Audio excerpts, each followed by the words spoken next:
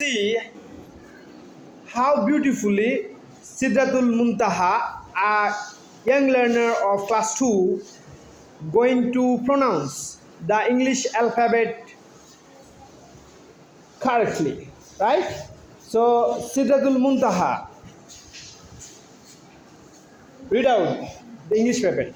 Okay, let's get started.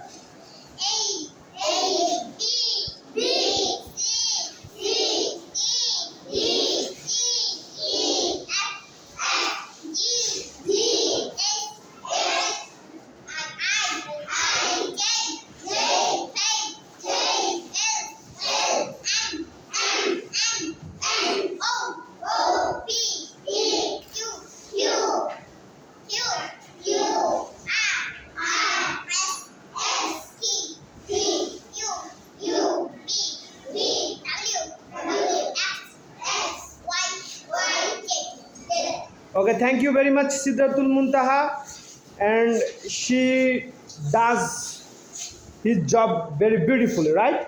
So everybody clap for her.